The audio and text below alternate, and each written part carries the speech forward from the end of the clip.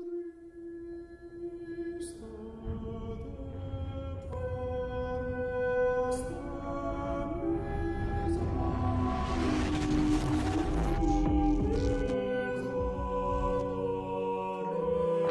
tout le monde, c'est Nano, on se retrouve pour le premier épisode des 5 histoires les plus effrayantes en compagnie de Fatali. Salut. Il racontera la moitié des histoires de cette série. Les histoires racontées dans cette série sont principalement vraies, mais certaines ne sont que des légendes. Le gameplay en fond est une partie d'Advanced Warfare sur la map Horizon. Donc c'est parti. Première histoire, la gardienne en danger. Une jeune fille qui économisait pour l'université commence à surveiller la maison d'un voisin en échange de rémunération. Le voisin, un docteur, lui demande d'arriver à 19h. Une heure après être arrivée à la maison, elle reçoit un appel téléphonique. L'homme au bout du fil lui dit que si elle ne sort pas de la maison, il la tuera. Elle raccroche et regarde sur l'afficheur, mais la personne qui téléphone utilise une ligne privée. 30 minutes plus tard, un autre appel. Si tu ne sors pas bientôt de la maison, je te tuerai, déclare l'homme à la voix rauque au bout du fil. La jeune fille raccroche et appelle la téléphoniste. Cette dernière suggère de garder l'homme en ligne environ 1 minute pour qu'elle puisse retracer l'appel. L'homme rappelle après 30 minutes et la gardienne parvient à le garder en ligne. Il lui répète de sortir de la maison maintenant ou il la tuera. La téléphoniste rappelle aussitôt pour sonner l'étudiante de sortir de la maison le plus rapidement possible. L'appel provient de la deuxième ligne de la maison, celle du 2e étage. L'assassin se trouve dans la maison.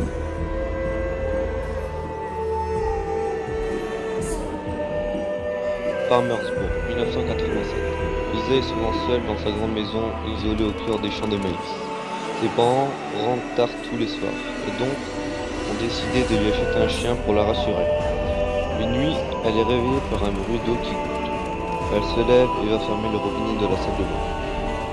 En se recouchant, elle glisse la main sous son lit et son chien la lui lèche. Cela la rassure. Le bruit d'eau continue et décide d'aller resserrer le robinet dans la salle de bain. Elle se recouche et glisse de nouveau sa main sous son lit et son chien lui lèche de nouveau. Mais le bruit continue et Lisa n'arrive pas à dormir. Elle fait un dernier tour de la maison sans rien trouver. Et se recouche donc en glissant sa main sous le lit, le chien la lui lèche de nouveau. Le bruit est toujours là et Lisa décide de localiser la provenance.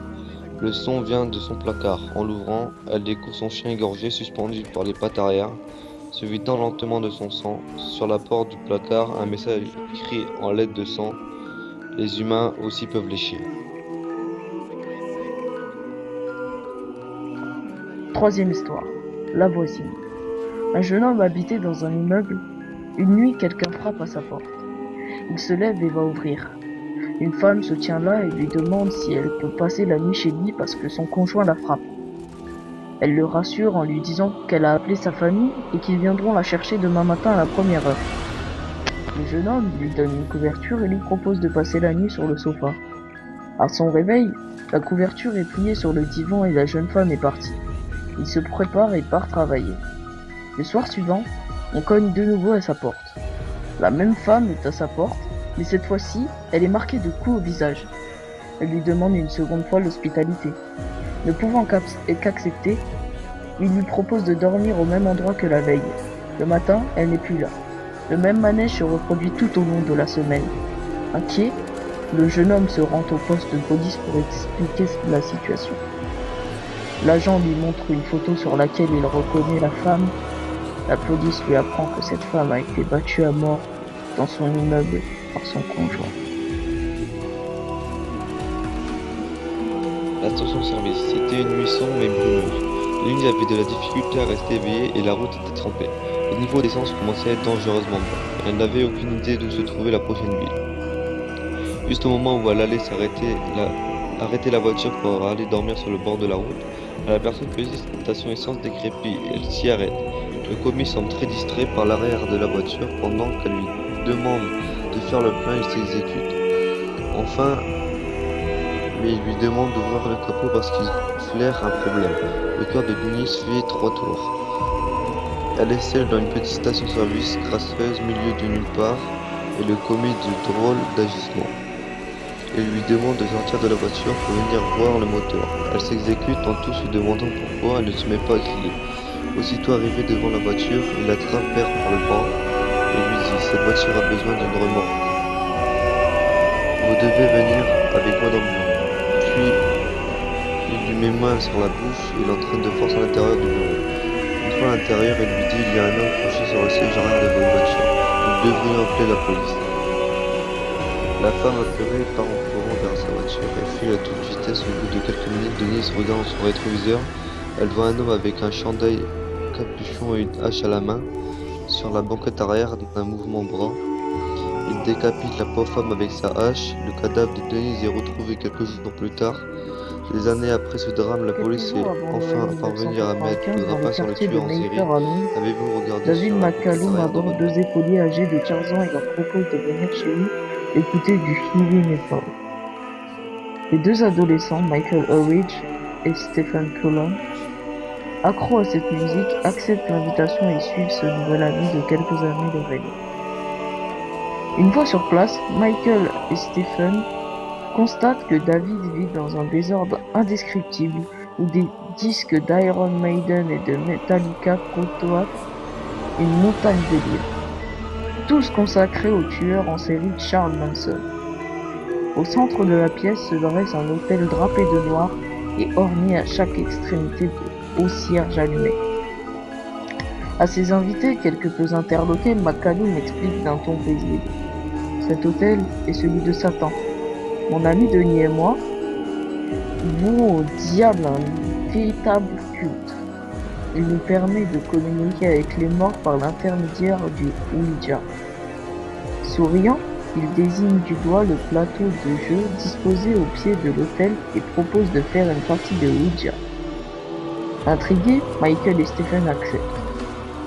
Denis arrivé, les 4 jeunes prennent place, assis à même le sol autour du plateau du Ouija, et selon l'usage, chacun pose une main sur le triangle mobile placé au centre du jeu. Presque aussitôt, la voix étrangement rauque de McCallum casse le silence. Satan, si tu es parmi nous, donne-nous tes ordres. Dicte tes volontés. Satan, que désires-tu que je fasse? McCallum se lève brusquement, saisit le jeune Michael à bras le corps et le jette sur le lit où il l'immobilise, puis avec un couteau de combat à la main, il poignarde sa victime sauvagement.